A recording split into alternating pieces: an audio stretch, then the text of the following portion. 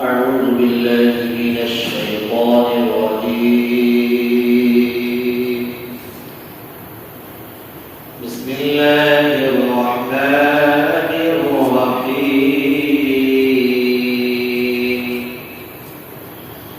كتب عليكم إذا حضر أحدكم الموت إن ترك خيرا الوصية للوالدين والأقربين بالمعروف حقا على المتقين فمن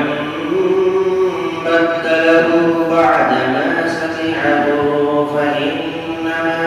إثمه على الذين يبدلونه إن الله سميع عليم. فمن خاف من موص جنفا أو إثما فأصلح بينهم فلا إثم عليه إن الله غفور رحيم. اور فرض کیا گیا تمہارے اوپر جس وقت کے تم میں سے کسی ایک کو موت آئے، اس وقت انہوں نے کچھ مال چھوڑا جو وصیت کرے اپنے والدین کے لیے، رشتہ داروں کے لیے، دستور کے موافق ہے، لازم ہے متقیوں کے اوپر، ڈرنے والوں کے اوپر یہ لازم ہے۔ پر جس شخص نے اس وصیت کو بدل دیا بعد اس کے کہ اس کو سن چکا، اس وصیت کو سننے کے بعد اس کو بدل دیا، تو بلا شبہ اس کا گناہ اس شخص کے اوپر ہوگا جنہوں نے اس کو بدل دیا۔ بے شک اللہ تبارک و تعالیٰ سننے والے اور جاننے والے ہیں۔ پر جس شخص کو خوف ہو، ڈر ہو وصیت کے کہ وہ طرفداری سے کام لیتا ہے، یا پھر انہوں نے کوئی گناہ کیا پس ان دونوں کے درمیان صلح کرا دے، تو ان کے اوپر کوئی گناہ نہیں ہے۔ بے شک اللہ تبارک و تعالیٰ بخشنے والے نہایت رحم مہربان ہیں۔ سورۃ البقرہ کی 3 آیتیں کریمہ کی تلاوت ہوئی، اور یہ 3 آیتوں کے اندر اللہ تبارک و تعالیٰ نے ایک خاص مضمون کی طرف اشارہ فرمایا ہے۔ پہلی آیت جس کے اندر اللہ تبارک و تعالیٰ نے فرمایا کہ تمہارے اوپر فرض کیا گیا ہے جس وقت کہ تم میں سے کسی ایک کو اگر موت آ کر کے پکڑ لیتا ہے، یعنی کسی شخص کی موت کا وقت قریب آتا ہے، اور اگر وہ شخص مال چھوڑتا ہے، مال کو چھوڑ کر کے جاتا ہے، تو مرنے والوں کو اوپر یہ چیز ہے کہ وہ اپنے مال چھوڑے ہوئے مال کی وصیت کرے۔ وصیت کہتے ہیں کہ اس چیز کو کہ جب آدمی کوئی مال چھوڑ کر کے گزرتا ہے، اس مال کے بارے میں وصیت کرتا ہے کہ میرے مرنے کے بعد یہ مال فلاں شخص کا ہے، یا فلاں بیٹے کا ہے، یا فلاں رشتہ دار کا ہے، تو یہ وصیت کہلاتا ہے۔ یہاں پر اس آیت کریمہ کے اندر جو حکم ہے وہ حکم وصیت کی آیتوں کو نازل کرنے سے پہلے کا ہے، یعنی یہ آیت جب نازل ہوئی ہے اس وقت تک شریعت اسلام نے وصیت والی آیت کو نازل نہیں کیا تھا، اس وقت ہے۔ اس کے اندر یہ ہے کہ جب آدمی مال چھوڑتا ہے تو وہ اپنے رشتہ داروں کے لیے یا اپنے والدین کے لیے وصیت کرتا ہے، تو اس کے لیے وہ مکمل مال ہو جاتا ہے، جبکہ شریعت اسلام میں یہ نہیں ہے، بلکہ شریعت اسلام میں یہ ہے کہ اگر کوئی شخص مر جاتا ہے تو مرنے والے کا جو مال چھوڑتا ہے وہ سب کے سب اولاد کا اس کا حق ہوتا ہے۔ لیکن پہلے کیا تھا، اور غیر مذاہب کے اندر یہ کیا تھا کہ جب کوئی شخص مال چھوڑ کر گزرتا ہے تو اس مال کا مکمل مالک اس کا بڑا بیٹا ہوا کرتا تھا، بڑا لڑکا ہوا کرتا تھا۔ شریعت نے اس آیت کریمہ کے احکام کو وصیت والی آیت جو سورۃ النساء کے اندر نازل نازل ہوئی یوصیکم اللہ فی اولادکم للذکر مثل حظ الانثیین، اور اسی وصیت والی آیت کے اندر جو آگے آیت ہے للرجال نصیب مما ترک الوالدان والاقربون وللنساء نصیب مما ترک الوالدان والاقربون مما قل منه او كثر، تو اس آیت کریمہ کے ذریعے سے اس کے احکام کو منسوخ کر دیا گیا۔ البتہ اس آیت کریمہ کے اندر تھوڑا سا احکام رکھا گیا کہ ایک مرنے والے کو وصیت کرنے والے کو اتنا حق حاصل ہوگا کہ وہ اپنے مال کے تہائی حصے کی وصیت کرتے ہیں،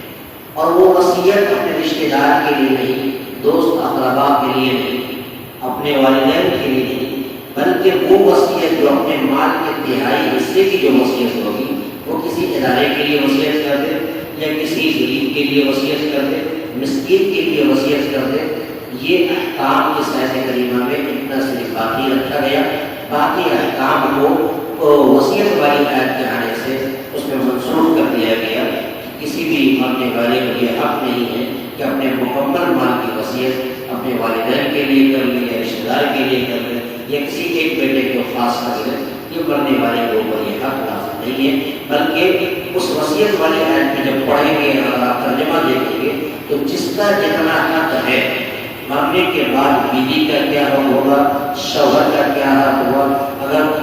کسی کا باپ مر گیا اس کے اولاد ہے، اس کے ساتھ ماں ہے، تو پھر اس کا کتنا حق ہوگا، کسی کی اعلیٰ اولاد ہے، 2 لڑکا ہے 1 لڑکی ہے، اس کا کتنا حق ہوگا۔ جو وصیت والی آیتوں میں مکمل احکام نازل ہو چکا ہے، لہذا جب وہ آیت نازل ہوئی تو اس آیت کریمہ کے احکام کو اللہ تبارک و تعالیٰ نے منسوخ کر دیا۔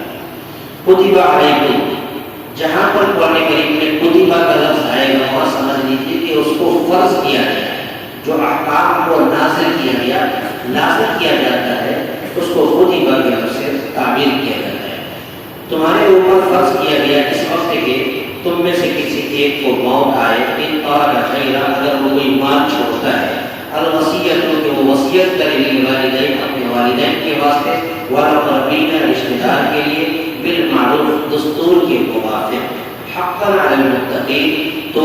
یہ حق لازم ہے متقیوں کے اوپر، یعنی متقیوں کے اوپر اللہ تبارک و تعالیٰ سے ڈرنے والے کے اوپر یہ لازم ہے کہ یہ وصیت دستور کے موافق ہونی چاہیے۔ دستور کے موافق کا مطلب یہ ہے کہ جس کا جتنا حق ہے وہ حق ان کو ملنا چاہیے۔ فمن بدله بعد ما سمعه فإنما إثمه على الذين يبدلونه،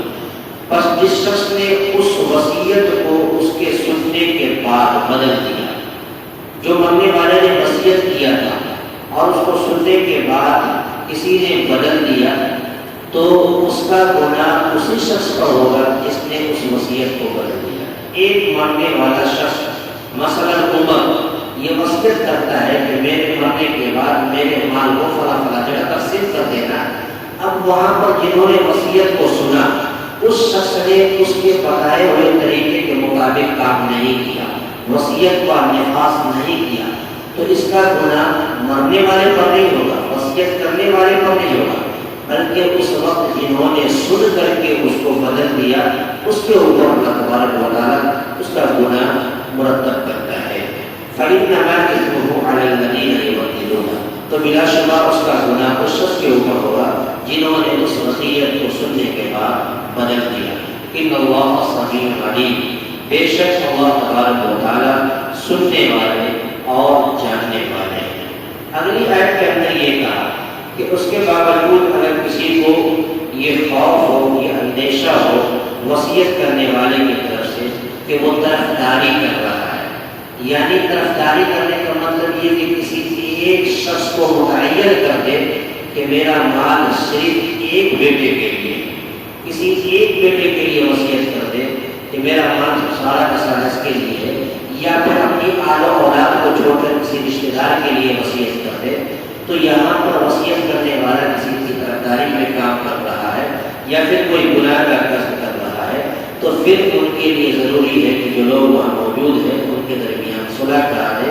اور صلح کے طریقے سے یعنی کس کا کتنا وصیت ہونا چاہیے وہ آپس میں اگر صلح کرا دیتا ہے تو پھر اس شخص کے اوپر کسی طرح کا گناہ نہیں ہوگا۔ اللہ تعالیٰ ہی بخشنے والے جاننے والے۔ فمن خاف من کو اندیشہ ہو وصیت کرنے والے کی طرف سے جنحل کے مطرفداری سے کام لے رہا ہے اور اس میں یہ اپنے گناہ کا قصد کر رہا ہے فاصلح بینہم تو صلح کرا دے ان کے درمیان فلا اثم علیہ تو اس کے اوپر کوئی گناہ نہیں ہوگا بے شک اللہ تبارک و تعالیٰ بخشنے والے نہایت ہی رحم کرنے والے ہیں۔ آیت کریمہ کے ذریعے سے آج کے درس قرآن سے ہمیں یہ سبق ملا کہ اگر کوئی شخص وصیت کر رہا ہے تو مکمل مال کی وصیت جو ہے کسی رشتہ دار یا کسی ایک شخص کو متعین کر کے نہیں کر سکتا، بلکہ شریعت احکام جو اس آیت کریمہ اس وقت نازل ہوئی تھی جس وقت کہ وصیت کا اور وارث وراثت کا جو مسئلہ نازل نہیں ہوا تھا اس وقت یہ آیت کریمہ آئی تھی۔ اس کے بعد جو آیت کریمہ یوسف اللہ فی اولادکم للذکر مثل حظ الانثیین سورہ نساء کے اندر جب یہ آیت کریمہ نازل ہوئی تو اس کے بعد اس آیت کریمہ کا احکام اللہ تبارک و تعالیٰ نے منسوخ کر دیا۔ البتہ اتنا باقی رکھا گیا ہے کہ کوئی شخص چاہتا ہے کہ وصیت کرے تو اپنے مال کے تہائی حصے سے کسی کو وصیت کر سکتا ہے، البتہ 2 حصہ اس کا باقی رہے گا جو اس کی آل و اولاد کے اندر جو ہے تقسیم ہوگا۔ اللہ تعالیٰ سے دعا ہے ہماری تعالیٰ ہمیں اور آپ کو صحیح طریقے سے سمجھ کر سمجھنے کی توفیق مرحمت فرمائے اور ہم سب کو سبحان کرنے کی توفیق عطا فرمائے۔ آمین وآخر دعوانا الحمد للہ رب العالمین۔ اللهم صل على سيدنا محمد وعلى آل سيدنا محمد ربنا آتنا في الدنيا حسنة وفي الآخرة حسنة وقنا عذاب النار۔ یا الہ العالمین رب الکریم اور کریم عالم اے اللہ رحم کا کرتا ہے کا معاملہ فرما۔ قرآن مقدس کی 3 آیت کریمہ کا ترجمہ اور مختصر وضاحت پیش کی گئی مولا جو بھی کمی کوتاہی بولنے میں پڑھنے میں سننے سنانے میں دے رہی ہے اللہ کی فضل سے معاف فرما۔ اے اللہ جو باتیں کہی گئی ہیں تمام حاضرین کو اس پر عمل کرنے کی توفیق مرحمت فرما۔ آج کے درس قرآن میں جن دوستوں نے احباب نے شدت کی مولا سب کی مغفرت فرما، سب کو قرآن کی محبت عطا فرما، قرآن کی الفت عطا فرما، قرآنی عملیات پر قرآنی فرمودات پر عمل کرنے کی توفیق مرحمت فرما۔ اے اللہ درس قرآن کو ہم سب کے لیے ہمارے محرومین کے لیے نجات کا ذریعہ بنا۔ ہماری دعاؤں کو حبیب پاک صلی اللہ علیہ وسلم کے صدقے سے فعل میں قبول عطا فرما۔ ربنا تقبل منا انك انت السميع العليم وتب علينا انك انت التواب الرحيم۔ صلی اللہ تعالی علی خلق محمد وعلى آلہ وصحبہ اجمعین برحمتک یا